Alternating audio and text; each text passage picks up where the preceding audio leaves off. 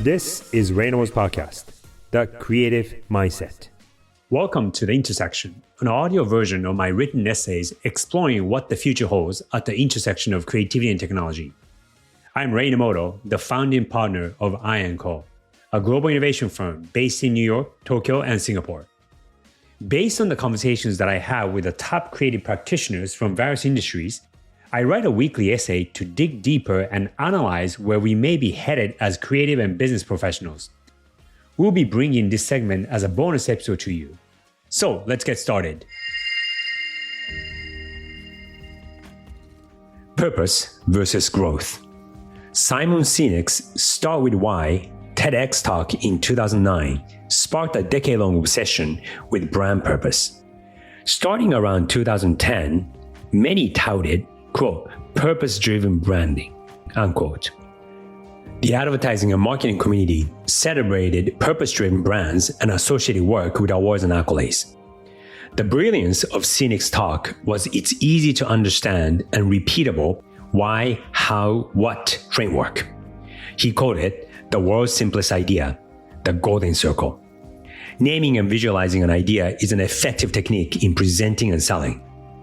This framework was, and still is, useful in organizational and leadership contexts, providing clarity and motivation to members and employees. The curse of this framework, however, was that it was presented and adopted as an inspirational marketing idea that could help attract customers. Sinek, given his advertising background, knew how to sell an idea. With the Start With Why talk, which has over combined 100 million views on TED.com and YouTube, he ascended to stardom. He became a professional, quote, thought leader who gained fame as a single idea merchant, unquote, says political science professor Daniel Dresner in his 2017 book, The Ideas Industry. To illustrate his point, Sinek used Apple as the example because, quote, it's easy to understand and everyone gets it, unquote, and the most overused reference in marketing branding. He titled his talk, How Great Leaders Inspire Action, but conflated it with selling stuff. It should have stayed a leadership talk, not a marketing one. Millions believed it was the way to market and sell stuff. Thousands of corporate executives bought into it. The name Apple is hard to resist, and adopted it as a marketing and branding idea. Until they didn't. By 2020, some call the approach, quote, the biggest lie the ad industry ever told, unquote. To borrow the words of journalist Anand Giridharadas, it was, quote, the brand charade of changing the world, unquote. Now we see more brands and CEOs de-emphasizing their brand purposes as they receive pressure from investors, capitalists, and the public. For many, doing good became a publicity tactic when it was never their business approach. The problem now is that the pendulum may be swinging too much towards capitalism and individualism.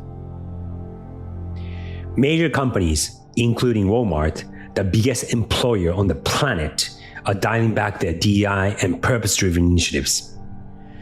We have also seen one of the world's richest billionaires defend his decision to interfere with journalism 10 days before the 2024 presidential election.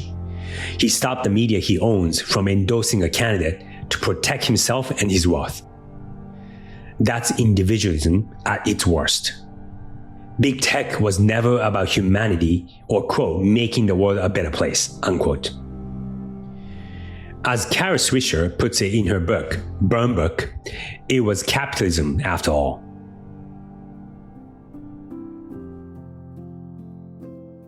Quote, no, our vision isn't to be the best in the world, unquote.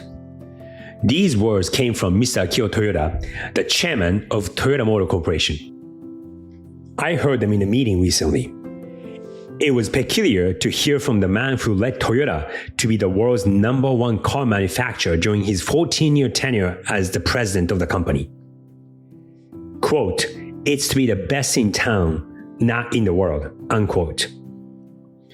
When Mr. Akio, the grandson of the Toyota founder, took over the company in 2009, he had to apologize before the US Congress and issue recalls of over 8.5 million vehicles worldwide. This was the largest setback in Toyota's recent history. Quote, Toyota had pursued business growth in North America at a speed greater than the speed at which it was able to develop its people and organization, unquote, said Mr. Akio at the hearing, deeply bowing and holding back tears.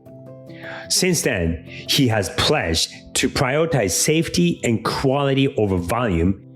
He has also put forward 3 mantras to his employees around the world. Number 1, let's make better cars. Number 2, let's do work for someone other than ourselves. And number 3, let's aim to be the best in town, not number 1 in the world.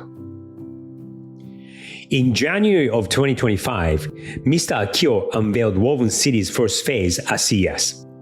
It's a city being built in Japan as a test course for mobility.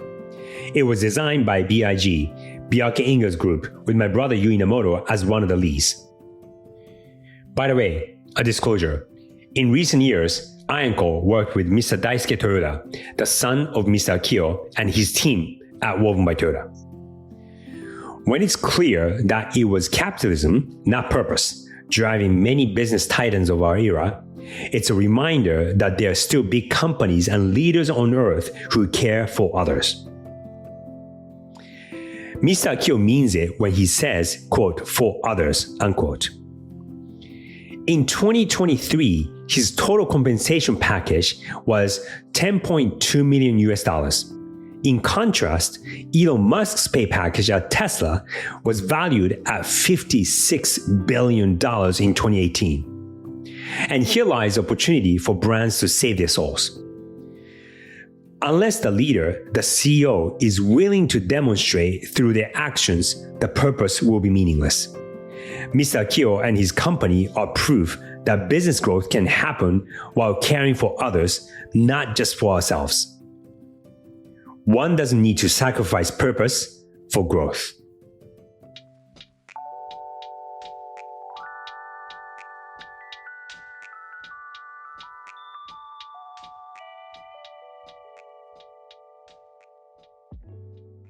I started writing this newsletter in 2023 as a way to organize my thoughts that come from various conversations with many creative practitioners. Over the course of several months, I see and notice new patterns and new insights gained from multiple people, and I take the time to organize and write them down so that they can be useful and hopefully helpful to you as listeners and readers. If you're listening to this on Spotify, there's a Q&A field, so please do send us your questions and comments. And if you like our podcast, please leave us a 5-star rating. We'll be so grateful. I'm Rei Inamoto, and this is The Creative Mindset. See you next time.